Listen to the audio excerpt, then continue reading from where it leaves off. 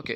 இன்னைக்கு good morning students. இன்றைக்கி நம்ம electric field due to the continuous charge distribution அப்படின்ற டாபிக் பார்க்கலாம். So electric field due to a continuous charge distribution. So இப்போ நமக்கு இது மாதிரி ஒரு இர்ரெகுலர் சேஃபர் இருக்குது அப்படின்னு வச்சுக்கலாம். ஸோ சேஃப் வந்து பார்த்திங்கன்னா ஒரு ஒரிஜினல் ஒரு பர்டிகுலர் சேஃப் இல்லாமல் ஒரு இர்ரெகுலர் சேஃப் இருக்கும்போது இதில் வந்து சார்ஜ் டிஸ்ட்ரிபியூஷன் அப்படின்னு பார்க்கலாம். ஏன்னா நமக்கு தெரியும் ஒரு பெரிய மைக்ரோஸ்கோபிக் பார்ட்டிகல் அப்படின்னு எடுத்துகிட்டிங்கன்னா அதில் நிறைய மைக்ரோஸ்கோபிக் பார்ட்டிகல்ஸ் நிறைய இருக்கும். ஸோ அது அந்த சின்ன சின்ன மைக்ரோஸ்கோபிக் பார்ட்டிகல் தான் delta Q1 delta Q2 delta Q3 அப்படின்னு சொல்லி இண்டிகேட் பண்ணியிருக்கோம்.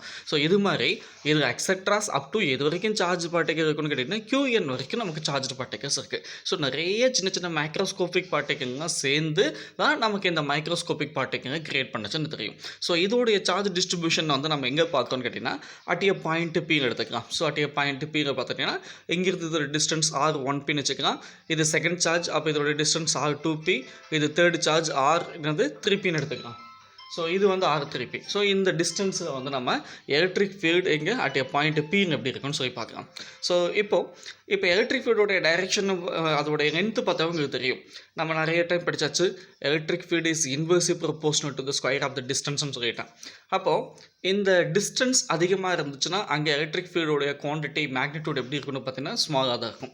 ஸோ அப்போ இங்கே டிஸ்டன்ஸ் அதிகமாக இருக்குது. இது இந்த ஃபஸ்ட்டு சார்ஜோட டிஸ்டன்ஸ் பாருங்கள் ரொம்ப அதிகமாக இருக்குது. R1P டிஸ்டன்ஸ் அதிகமாக இருக்குது.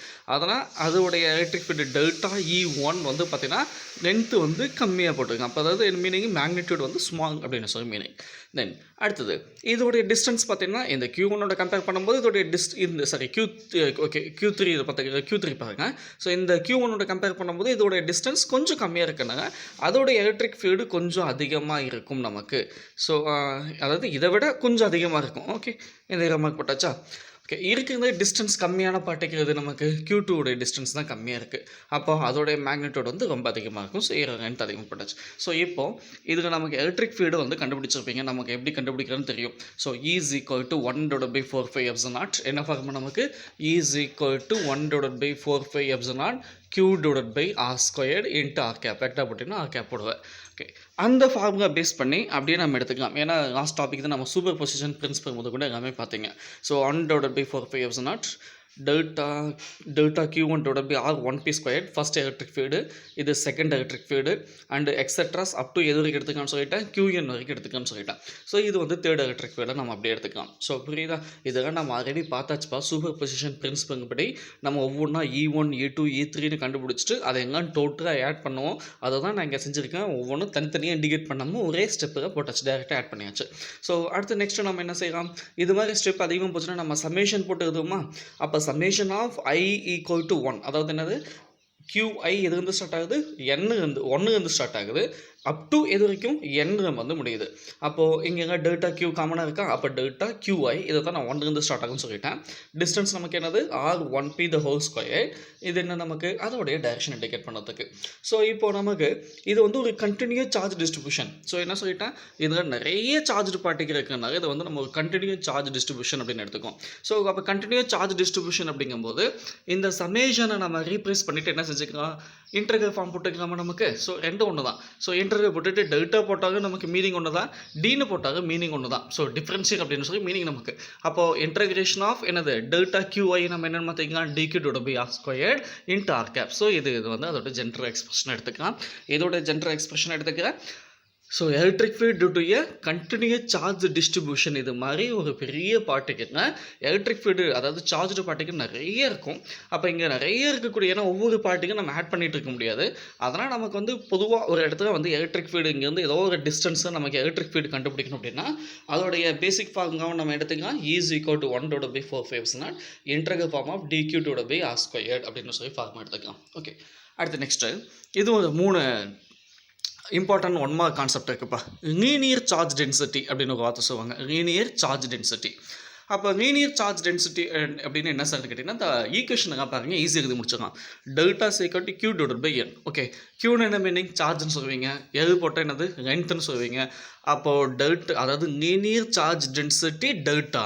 ஓகே, அதுக்கு தான் என்னது delta is define as charge per unit length of the wire அப்படின்னு எடுத்துக்கலாம். இது மாதிரியான ஒரு லென்த் ஆஃப் த ஒயரை வந்து லீனியர் சார்ஜ். லீனியர் நீங்கள் பார்த்தீங்கன்னா நமக்கே தெரியும் ஸ்ட்ரைட் அப்படின்னு மீனிங். அப்போ இது மாதிரி ஒரு ஸ்ட்ரைட்டாக இருக்கக்கூடிய ஏதாவது ஒரு டிவைஸ் ஒரு இதில் வந்து நம்ம எலக்ட்ரிக் ஃபீல்டு கண்டுபிடிக்கணும்னு சொன்னால் அதுக்கு தான் லீனியர் சார்ஜ் டென்சிட்டி அப்படின்னு சொல்லுவாங்க. அப்போ linear charge density is define as charge per unit length.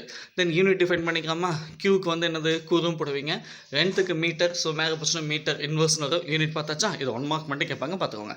இதே வந்து ஒரு இன்ஃபினிட்டிவ் ஸ்மால் லென்த்தாக இருந்துச்சுன்னா, அதாவது லென்த்து ரொம்ப பெருசு எடுத்துக்காம இதில் ஒரு சின்னதாக ஏதாவது ஒரு பர்டிகுலர் லென்த் மட்டும் நம்ம எடுத்துக்கிறோம் அப்படின்னு வச்சுக்கலாம். அப்போ ஃபார்முலா எப்படி சேஞ்ச் ஆகும்? Delta C equal to d q divided by d l. So மாற்றிக்கலாமா? இது வந்து டிக்யூ வேணும்னா ஃபார்முலா எப்படி சேஞ்ச் ஆகும்? டெல்டா லாம்டா இன்ட்டு டிஎல் அப்படின்னு சொல்லி மாற்றிக்கலாம். ஸோ நான் டிக்யூ கண்டுபிடிச்சாச்சு. மீனிங் புரியுதா? Lambda equal to d q divided by d l வந்து டிக்யூ கண்டுபிடிச்சாச்சு. ஓகே, இந்த டிக்யூ கொண்டு போய் நம்ம இங்கே சப்ஸ்டிட் பண்ணிக்கலாம். இந்த எலக்ட்ரிக் ஃபீல்டோடைய ஃபார்முலா டிக்யூ சப்ஸ்டிட் பண்ணிக்கலாமா? ஓகே, இங்கே சப்ஸ்டிட் பண்ணி போட்டுருக்கேன் பாருங்கள். என்ன நம்ம கண்டுபிடிச்சோம்? டிக்யூ ஈக்குவல் டு என்னது லாம்டா இன்ட்டு டின்னு கண்டுபிடிச்சிங்க. அதை கொண்டு வந்து இங்கே ஃபார்முலா சப்ஸ்டிட் பண்ணிக்கோ. லாம்டாங்கிறது linear charge density is a constant time. So அந்த கான்ஸ்டன்ட்டை வெளியே எடுத்துட்டேன்.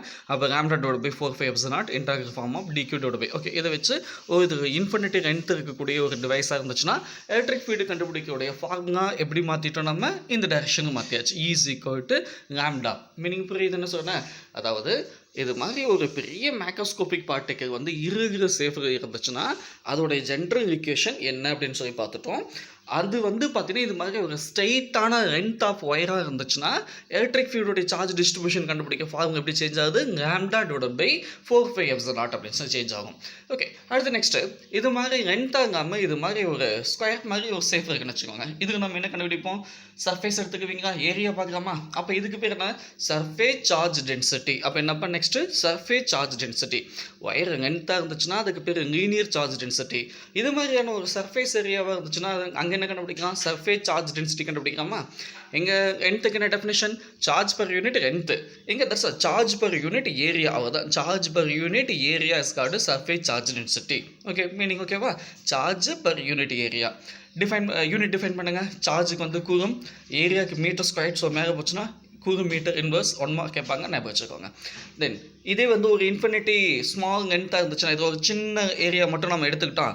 அப்போ நம்ம என்னென்னு மாற்றிக்கலாம்? அதை டிக்யூன்னு மாற்றிக்கலாமா? அப்போ sigma equal to d q divided by d a. அது வந்து என்ன கண்டுபிடிக்கலாம்? டிக்யூ கண்டுபிடிச்சிங்கன்னா சிக்மா இன்ட்டு டிஏன்னு வரும். ஸோ ஃபார்முலா முடிஞ்சது. இந்த டிக்யூ கொண்டு போய் நம்ம எங்கே சப்ஸ்டிட் பண்ணிக்கலாம்?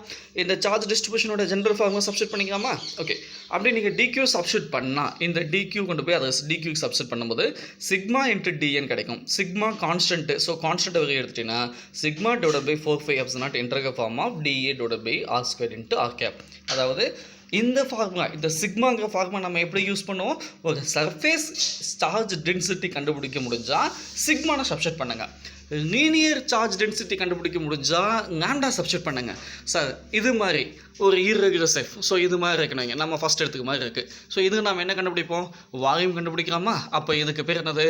வால்யூம் சார்ஜ் டென்சிட்டி அப்படின்னு எடுத்துக்கலாம். இதுக்கு பேர் என்ன? Volume charge density. அப்போ volume charge density rho's equal to Q divided by V. அப்போ டெஃபினேஷன் எப்படி சொல்லுவீங்க? Charge per unit volume. Okay, charge per unit volume. Unit define பண்ண கூறும். வி மேலே போச்சுன்னா அதாவது வால்யூம் வந்து metre cube. So metre cube மேலே போச்சுன்னா மீட்டர் பவர் -3. அடுத்தது இதே வந்து ஒரு ஸ்மாலாக இருந்துச்சுன்னா இன்ஃபினிட்டிவ் ஸ்மாலாக இருந்துச்சுன்னா டிக்யூ டிவைட் பை டிவின்னு மாற்றிக்கலாம். இதுலேருந்து நமக்கு டிக்யூ கண்டுபிடிச்சா ரோ இன்ட்டு டிவின்னு வரும். இந்த டிக்யூ கொண்டு போய் எங்கே சப்ஸ்டிட் பண்ணிக்கிறோம்? இந்த சார்ஜ் டிஸ்ட்ரிபியூஷனோட ஜென்ரல் ஃபார்மை சப்ஸ்டிட் பண்ணிக்குவியா? சப்ஸ்டிட் பண்ணால் rho divide by 4/5 integral form of dV divide by dd அப்படின்னு கிடைக்கும். ஸோ இது எப்போ கண்டுபிடிக்க போகிறீங்க? இது மாதிரி சேஃப்గా வால்யூம் கண்டுபிடிக்க முடிஞ்சால் அது வால்யூம் சார்ஜ் டென்சிட்டினும், சர்ஃபேஸ் கண்டுபிடிக்க முடிஞ்சால் அது சர்ஃபேஸ் சார்ஜ் டென்சிட்டினும், லென்த்து கண்டுபிடிக்க முடிஞ்சால் லீனியர் சார்ஜ் டென்சிட்டி அப்படின்னு சொல்லி நம்ம எடுத்துக்கலாம். ஒரு பெரிய டாபிக். 1 மார்க். இதில் 1 மார்க் மட்டும் தான் இருக்குது. பெருசாக எதுவும் கேட்க முடியாது. 1 மார்க் மட்டும் கேட்பாங்க. நாங்கள் பார்த்துக்கோங்க.